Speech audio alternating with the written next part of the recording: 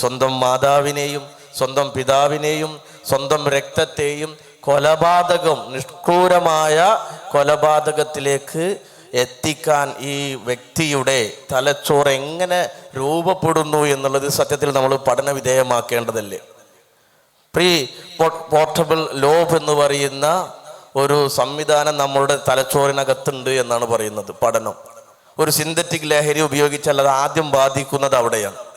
അതിനെ ബാധിച്ചാൽ നമ്മൾ എന്ത് ചെയ്യുന്നുവോ അതിൻ്റെ വിപരീതം ചിന്തിക്കുവാൻ നമുക്ക് കഴിയില്ല എന്നുള്ളതാണ്.